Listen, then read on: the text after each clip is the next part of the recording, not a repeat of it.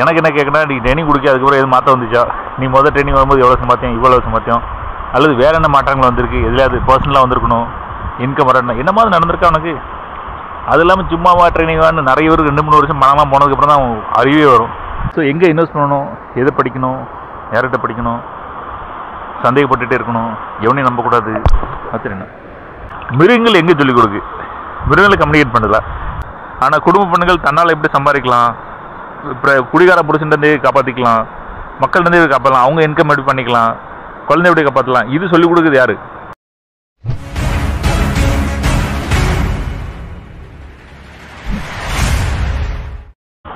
அந்த மாதிரி நம்ம என்ன தொழில் பண்ணணுமோ அதில் இன்வெஸ்ட் பண்ணணும், ட்ரான்ஸ்ஃபர்மேஷன் ஆகணும், சரியான மென்டர் கண்டுபிடிக்கணும், சரியான ட்ரெயினர் கண்டுபிடிக்கணும். அதில் நிறைய ஏமாத்துக்காரணும், சும்மா போட்டு அதெல்லாம் இருப்பணும். கம்பெனி அட்டன் பண்ணுவாங்க. நிறைய கம்பெனியில் வந்து ப்ராடக்ட் விற்கானாலாம் ட்ரெயினிங் விற்கானாலும் குழப்பாயிரும். 500 டிக்கெட் போய்ட்டு 500 ரூபா எப்படி கூட்டு வந்திருக்கேன் அப்படின்னு. அது சைடில் அது ஒரு வருமானம் பார்த்துட்டு இருப்பாங்க. கம்பெனி ஒரு சைடில் வருமானம் பார்த்துட்டு இருக்கோம், இவன் ட்ரெயினிங் விற்று வருமானம் பார்த்துட்டு இருப்பாங்க, டிக்கெட் விற்று. எனக்கு என்ன கேட்குறா, நீ ட்ரெயினிங் கொடுக்க அதுக்கப்புறம் எது மாற்ற வந்துச்சா, நீ முதல் ட்ரெயினிங் வரும்போது எவ்வளோ சம்பாத்தியம் இவ்வளோ சம்பாத்தியம், அல்லது வேறு என்ன மாற்றங்கள் வந்திருக்கு, எதுலையாவது பர்சனலாக வந்திருக்கணும், இன்கம் வரணும், என்ன மாதிரி நடந்திருக்கா உனக்கு? அது இல்லாமல் சும்மாவா ட்ரைனிங் வேணும், நிறைய பேருக்கு 2-3 வருஷம் பணமாக போனதுக்கப்புறம் தான் அறிவே வரும். இவன்கிட்ட கம்பெனிக்காரன் சும்மா கூப்பிட்டு யார் கடவா அந்த ஹோட்டல்வான்னு சொல்லிட்டு சீரடிச்சிட்டு இருக்கானா, அப்போ ரொம்ப குறைய தான் தெரியும். ஸோ எங்கே இன்வெஸ்ட் பண்ணணும், எதை படிக்கணும், யார்கிட்ட படிக்கணும், சந்தேகப்பட்டுகிட்டே இருக்கணும், எவனையும் நம்பக்கூடாது. அது என்ன இப்போது நான் இது பண்ணியிருக்கேன்னா இது சம்மந்தப்பட்ட எல்லா ட்ரைனிங்கும் அது இதுதான் எடுத்துகிட்டே இருப்பேன். அது சம்மந்தப்பட்ட ஆக்சசரிஸ் வாங்குறது அப்படி எப்போவுமே இன்வெஸ்ட் பண்ணுங்கள். தண்ணி குடிச்சிட்டே இருக்கணும். எனக்கு என்னென்னா, ஆடு மாடெல்லாம் தண்ணி குடிக்கலாம், அதுக்கெல்லாம் ஒன்றும் ஆக மாட்டேங்க. மிருகங்கள் தண்ணி குடிக்க ஒன்றும் ஆக மாட்டேங்க. நீங்கள் இந்த டிஸ்கிரிப்ஷன்லாம் பார்த்தீங்கன்னா ஏதாவது பிஞ்சு போன நொந்து போன தண்ணி வந்து சாவு கிடங்க. அது வந்து மனுஷங்க கிடையாது. மனுஷங்க வந்து எல்லாத்தையும் செட் பண்ணி வச்சுருவான். ஆனால் மிருகங்கள் அப்படி தெரியாதுல்ல. தண்ணி பிடிச்சி பட்டல் வைக்கும், தண்ணி கடை, இண்டஸ்ட்ரி, பிஸ்னஸ்ஸு, வீடு, கார்பரேஷன் தண்ணி, குளிக்க தண்ணி, இது மிருகங்களுக்கு பண்ண தெரியாது இல்லையா? அதான் அந்த 5 ரூபாய்ன்னு சொல்லாங்க. ஆனால் மனுஷங்க எல்லாம் ரெடி பண்ணி வச்சுட்டான், தண்ணிக்கு ரெடி பண்ணி வச்சுட்டான், அதை ரெடி பண்ணி வச்சுட்டான். அதனால் மனுஷங்க புதுச்சலையாக இருக்கானா எல்லாத்தையும் எடுத்து வச்சுட்டு நல்லா தின்னு கொழுத்து போயிருக்காங்க. ஏன்னா இவனுக்கு இப்போ இன்றைக்கி வேட்டையாடி சாப்பிட்டு தான் இன்றைக்கி பொழப்பு அப்படின்னு மனுஷனுக்கு கிடையாது. ஆனால் மிருகங்கள் அப்படி கிடையாது. அது ஃப்ரிட்ஜில் வைக்க முடியாது. ஆனால் சம்டைம்ஸ் வந்து அது எடுத்துக்கொண்டு மரத்தில் வச்சுக்கிடும். அந்த மாதிரி இருக்குது. அது ஃப்ரிட்ஜு கிடையாது, ஒன்றும் கிடையாது, இருக்கிறது தான் சாப்பிடணும். அந்த மாதிரி என்ன சொல்ல வரேன்னா, அது மாதிரி நீங்கள் அது சகிதியில் கிடக்கும், பிடிச்சி சாப்பிடும். சில மிருகத்தை அடித்து சாப்பிடும். அது முடி, இடி, மண்டை, எலும்பு எல்லாம் அது பாட்டு சாப்பிடும். அது அப்போ யோசிச்சு பார்ப்பேன், இது சகிதியில் கிடந்துட்டு எந்திரிச்சு போய் சாப்பிடுறத கழுவி சாப்பிட்டா என்ன பண்ணி. எனக்கு டிஸ்கரிச்சலில் ரொம்ப பிடிக்கும். ஏன்னா வாழ்க்கையோட ரியல் தத்துவமே அங்கே தான் இருக்கும். அதே மாதிரி ஒரு சின்ன மனுஷங்க வந்து சொல்லிக் கொடுக்கான் ஸ்கூலில் போய்ட்டு, சரியா, எப்படி பேசணும், எப்படி பழகணும், டிக்கு அப்புறம் ஈ போட கிடையாது, ஓவல்ஸ் முன்னாடி ஏ போடணும், ஆன் போடணும், இதெல்லாம் சொல்லிக் கொடுக்கீங்களா? மிருகங்கள் எங்கே சொல்லிக் கொடுக்கு? மிருகங்களை கம்யூனிகேட் பண்ணல. ஒரு இதில் வந்து ஒரு மான் வந்து அப்போ தான் குட்டி போடுது. குட்டி போட்டு முடிஞ்ச உடனே கொஞ்ச நேரத்தில் அது எந்திரிச்சு நடக்கிறதுக்கு ஆரம்பிச்சதுல திடீர்னு வந்து அந்த ஓநாய்கள் பார்த்துட்டு, ஓநாய்கள் அந்த அது பிறக்கும்போது இந்த ரத்த வடைக்கு அங்கேருந்து கிளம்பி வந்துடுச்சு. எல்லாம் வரும்போது இது என்னமோ சிக்னல் கொடுக்கு. இந்த பிறந்த குட்டி டபக்குன்னு ஒரு புதரில் இப்படி அமைங்கி உட்காந்துக்கிட்டது. எனக்கு என்ன ஆச்சுன்னா, இது இப்போ தான் பிறந்துச்சு, இது எப்போ சொல்லி கொடுத்துச்சு? இங்கே பாரு, ஓநாய் வரும், நான் சத்தம் போடுவேன், டபக்குன்னு பம்பிடணும். யார் சொல்லி கொடுத்தா? காஸ்மாலஜி. நம்ம ட்ரைனிங் இருக்குல்ல, நம்ம ட்ரைனிங் இந்த மாதிரி தான் இருக்கணும். இங்கே ஏன் மும்பையில் வந்து ரெசிடென்ஷியல் ட்ரைனிங்ஸ் எல்லோரும் ஒன்றா ட்ராவல் பண்ணி கூட கூப்பிட்டு போய் ரோட் சைட் ப்ராஸ்பெக்டிங் ரோட்டில் இறங்கி சொல்லி கொடுத்து அவங்க கூட ட்ராவல் பண்ணி, இப்போ நான் 1 வீக் 1 ஸ்டூடெண்ட் அந்த மாதிரி எதாவது பிளான் பண்ணிட்டேன்னா எல்லோரும் ஸ்டூடெண்ட்ஸும் வந்து யார் இன்கமில் ஷேரிங் கொடுப்பா, யார் சொத்தில் பங்கு கொடுப்பா, அவங்ககிட்ட தான் போவேன். சும்மா சொல்லி கொடுத்து தான் போக மாட்டேன். நான் எனக்கு சொத்துக்கு வழி பண்ணணும் இல்லையா? சொத்துக்கெலாம் வழி பண்ணிட்டேன், மற்றதெல்லாம் இருக்குல்ல, சும்மா சொல்லி கொடுப்பேன். நீங்கள் சும்மா இருப்பீங்க, அப்புறம் இன்றைக்கி இடாது போட்டு திட்டுவீங்க. அது எதுக்கு முதல்ல பணம் தான் கிட்டோம்னா நமக்கு டென்ஷன் இருக்காது. ஸோ அந்த மாதிரி போய்ட்டு அவங்களுக்கு காஸ்மெட்டாலஜி என்னமோ அதுக்கு பேர், அந்த மாதிரி நம்ம வந்து சொல்லிக் கொடுக்கணும். அனிமல்ஸ் மாதிரி மனுஷன் வந்து கொஞ்சம் வந்தோன்னா அவன் புத்திசாலி நினச்சிட்டு போயிட்டான். அந்த மாதிரி காஸ்மாலஜி மாதிரி கூடயே நடந்து கூடயே சொல்லிக் கொடுக்கும். அந்த மான் என்ன பண்ணுச்சுன்னா, ஊனா அப்புறம் அந்த மான் வந்து அங்கேயே ஓடுது. அப்போ இந்த ஓனாயில் அங்கே வேட்டையாடுது. அப்புறம் இங்கே ஓடுது. அப்புறம் இங்கே ஓடுது. அந்த ஓனாயே குழம்பிருக்கு. இது ஏன் எங்கேயும் ஓட மாட்டேங்குது, எங்கேயே சுற்றி சுற்றி ஓடுது. அப்போ இங்கே வந்து ஏதோ ஒரு குட்டி இருக்குது, அதுக்கு தான் இது பம்மி இங்கேருந்து போக மாட்டேங்குது, நம்மளை வந்து திசை திருப்புது அப்படின்னு ஓனாய்கள்லாம் தேட ஆரம்பிக்கும். ஒரு இடமா போய் தேடுது. அப்போ இது வேற இடத்துல மாதிரி மாறுது, இப்படி மாறுது, இப்படி மாறுது. ஓர தண்ணிகளை கொஞ்சம் போகிறது, அங்கே போகிறது. அந்த மானு படுற பாடு இருக்கலாம் அந்த குட்டியை காப்பாற்றுறதுக்கு.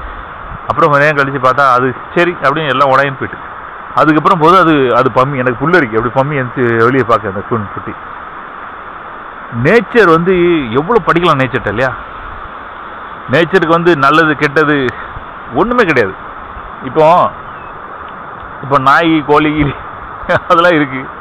ஒன்றுக்கு ஒன்று லவ் வந்து லவ் பண்ணிகிட்டு இருக்கு, பக்கத்தில் பார்த்துட்டு இருக்கு. நாய்க்கு கொஞ்சம் அடிட்டு சண்டை போடும். நாய் அதான் நாய் மாதிரி அலையதான் சொல்லுவாங்க. நாய் சண்டை போடும், கோழிக்கு அது பாட்டுக்கு சரி விட்டு சரியா பண்ணிட்டு இருக்கான் அப்படின்னு.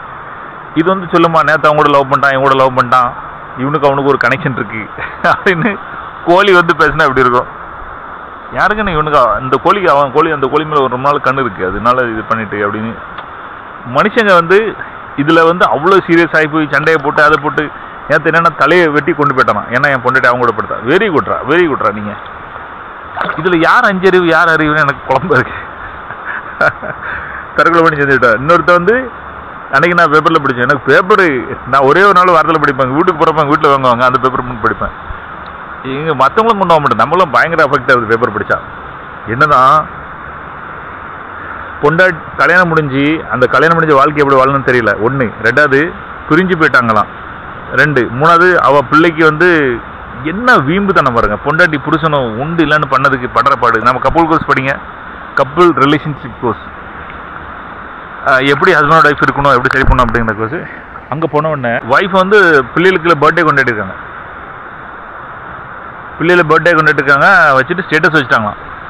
அதை பார்த்த ஹஸ்பண்டுக்கு அவரால் தாங்க முடியல, அவர் தூக்கு பிடிச்சிருந்தார். ஆனால் நாசமுத்து போகிறதுங்க.